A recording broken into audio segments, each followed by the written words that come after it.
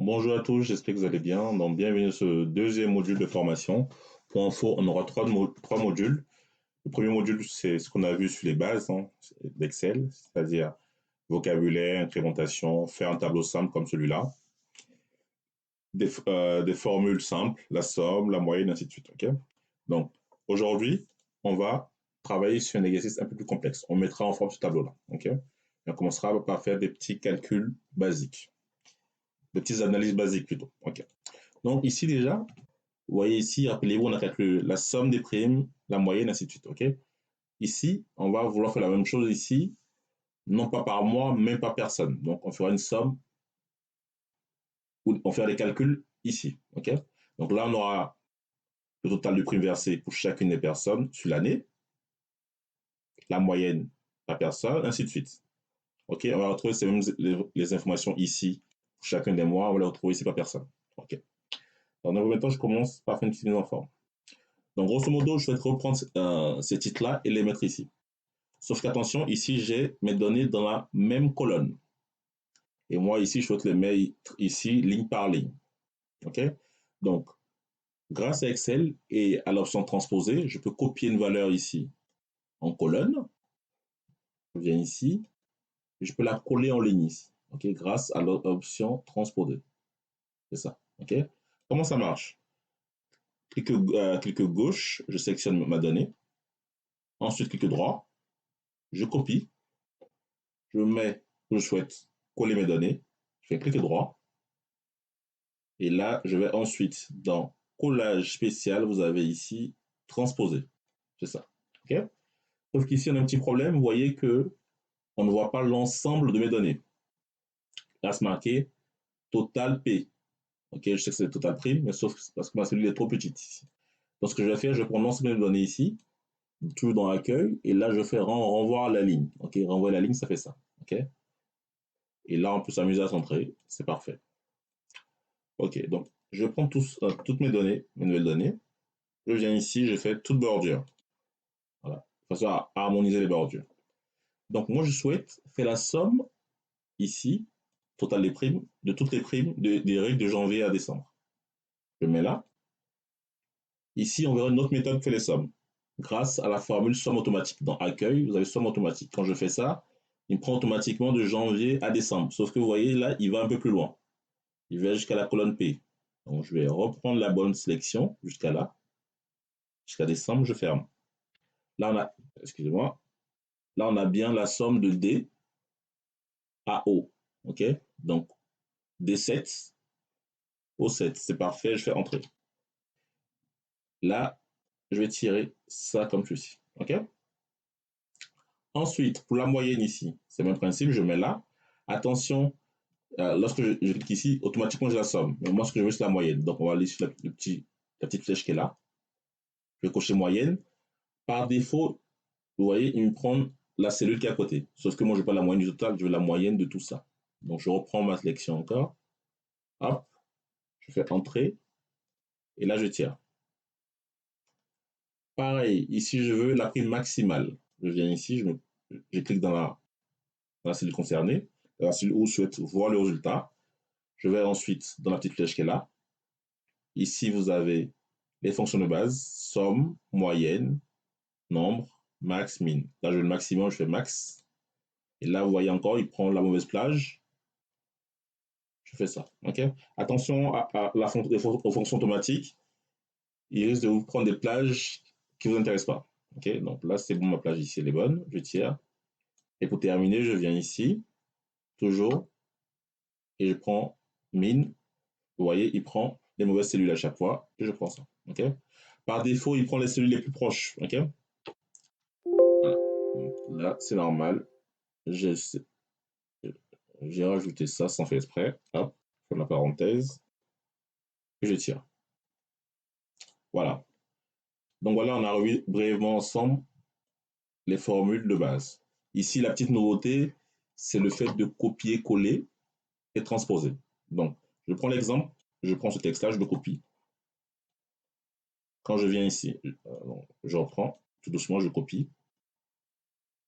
Je clique gauche dans cette cellule-là, clic droit, Et ici, je peux choisir transposer. Vous voyez, je passe d'une situation de colonne à une situation de ligne. OK? Voilà. Et si je prends ça, je copie. Clic gauche sur cette cellule-là, clic droit. Je fais transposer encore. Je reviens à ma valeur initiale. OK? Donc, transposer, ça permet d'aller de la colonne à la ligne et la ligne à la colonne. OK? Voilà. Une fois qu'on a fait ça, donc on va passer à notre exercice qui est là. OK? Donc, dans l'exercice 2, il s'agit de mettre en forme ces données-là. OK? Donc, on va commencer déjà à renommer la feuille. On l'appelait Exo 3. Exo 3. Donc, qu'est-ce que je vais faire? Je vais commencer déjà par enlever les quadrillages. Donc, rappelez-vous, les quadrillages, comment est-ce qu'on les enlève? On va dans Affichage et on décoche les quadrillages. Moi, j'enlève uniquement pour les raisons esthétiques. Si vous ne l'enlevez pas, ce n'est pas très grave. OK? Ici, vous voyez, vous avez des dates qui sont dans ce format-là. OK? Donc, sur Excel, il y a un lien entre les dates et les nombres. Que je ne vais pas rentrer dans le détail. Pour faire simple, ce que vous voyez ici, ça correspond, chacune des nombres ici correspond à des dates en réalité. OK? Donc, je vais changer le format de mes dates. Donc, comment je fais? Donc, je vais cliquer sur ma colonne A, ici, pour sélectionner l'ensemble de mes données dans la colonne A. Je vais dans Accueil, et ici, on va prendre le format date courte. Vous voyez, il y a date courte et date longue. Date courte, c'est ça, c'est la date classique, et date longue, ça va être beaucoup plus précis. Vous voyez, ici, il rajoute les jours. OK? Donc, nous, on va être en date courte, comme ceci. On va réduire un peu la cellule. OK. Ici, j'ai la colonne CA, mon chiffre d'affaires. Donc, je peux cliquer ici. Là, je vais mettre en monétaire. Je choisis ici monétaire. OK? Donc, vous avez aussi autre format numérique pour ceux qui ont d'autres monnaies. Et là, vous pouvez choisir la monnaie de votre choix. C'est ce qu'on a fait pour le Bitcoin, rappelez-vous. Donc, nous, on va garder le format monétaire. Je viens ici, je fais monétaire. Ici, mon nombre de commandes, on peut le mettre en nombre. OK? Comme ceci. Sauf que regardez ce qui se passe. Là, volontairement, je vais mettre un nombre assez important. J'ai ça. OK? C'est pas gênant. Ce que je vous conseille de faire lorsque vous travaillez sur des formats nombres, donc déjà prenez la cellule et mettez ça. Ça s'appelle un séparateur par millier. Séparateur de milliers plutôt, excusez-moi. Ça permet de rendre vos nombres plus lisibles. Vous voyez, quand je vais faire ça, vous voyez, j'ai un séparateur de milliers. OK? C'est quoi l'intérêt? Bon, là, 8000, c'est facile à lire, mais supposons que j'ai un nombre comme ça. Vous voyez, non, je vais bien écrire mon nombre. Supposons que j'ai un nombre assez long. Ce nombre-là, vous voyez, non, ce nombre comme ça, vous voyez, il est difficile à lire. OK? Mais dès que je rajoute un séparateur de milliers, vous voyez, c'est beaucoup plus facile à lire. OK? Voilà. C'est pas obligatoire, mais c'est conseillé. Voilà. Donc ici, voilà, séparateur de milliers, voilà, hop. Là, je remets ma donnée initiale. OK, vous avez ça. OK. Donc maintenant, on va mettre en forme de tableau qui n'est pas très beau. Donc ici, vous voyez, on lit date. Ici, pays, vend. Bon, je sais que c'est vente. OK. Donc ici, commercial, il manque le L, ainsi de suite. OK. Donc, ce qu'on va faire, on va harmoniser la présentation. Qu'est-ce que je fais? Donc, mes commerciaux ici, ça c'est en doublon. Je vais enlever ça. OK. Donc, ce que je vais faire, je vais harmoniser ma présentation. Donc, je vais venir ici, clic droit. Je vais prendre l'ensemble de mes cellules, mes colonnes plutôt.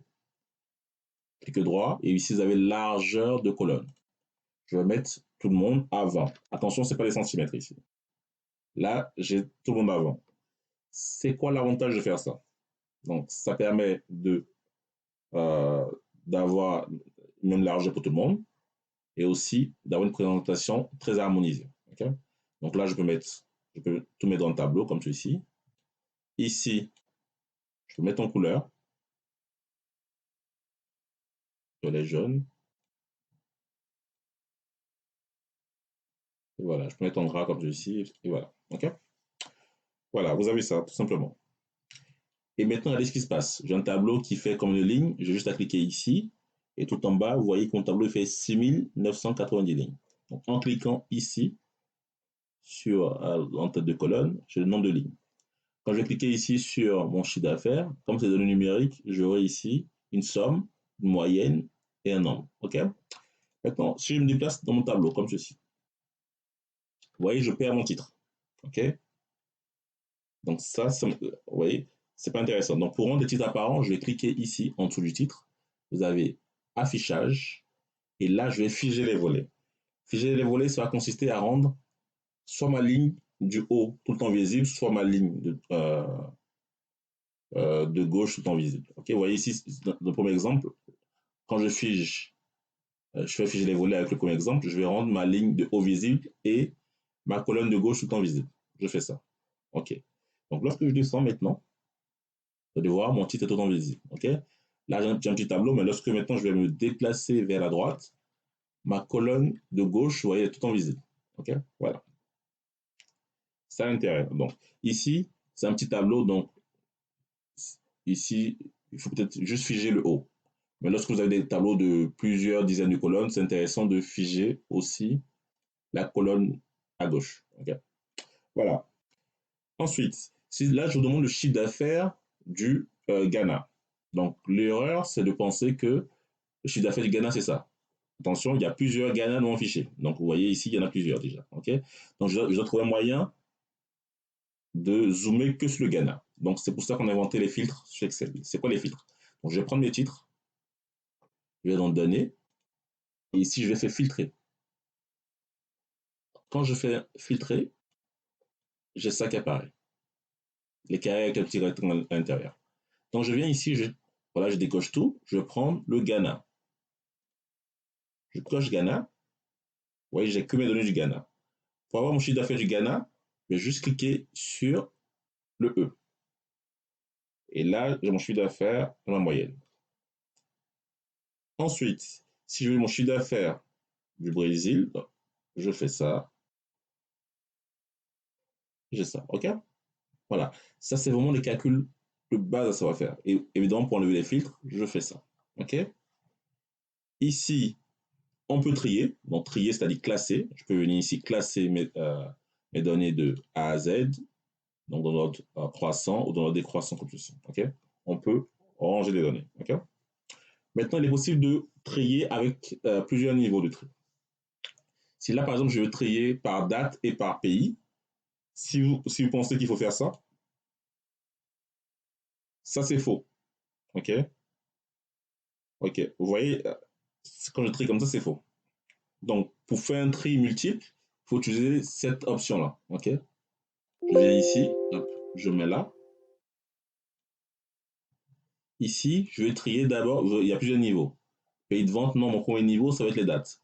Je vais trier par date, j'ajoute un niveau, et par pays. Vous allez voir la différence avec tout à l'heure. OK? Donc, les dates du plus ancien au plus récent et A à Z, les pays, ça fait ça. OK? Donc, regardez, pour une même date donnée, donc pour une même date donnée plutôt, vous voyez, j'ai A, B, ainsi de suite jusqu'à Z. OK? Donc, A d'abord, B, ainsi de suite. OK? Voilà. Donc là, j'ai trié par date et par pays. Tout à l'heure, ce n'était pas le cas. OK? Donc, je reviens ici. Je reviens ici. Voilà. Et ici, vous voyez, j'ai Allemagne d'abord en premier parce que je trie de A à Z. Mais si je change de Z à A, j'aurai le Portugal en premier, pour la même date donnée. Je fais ça, vous voyez, le Portugal en premier. Toujours, je viens ici, vous voyez ici, j'ai le 1er janvier 2018 en premier. Okay? Si je change l'ordre, j'aurai le 31 décembre 2020 en premier. OK? Voilà. C'est ça un tri multiple. Vous voyez, j'ai fait un tri en fonction de plusieurs critères. OK? Et il y a les niveaux de tri. Le premier niveau, plus important, c'est la date, ainsi de suite. OK? Voilà. Donc, cette formation vous a plu. N'hésitez surtout pas à vous abonner. Je vous dis à très bientôt pour la dernière séance Exo débutant.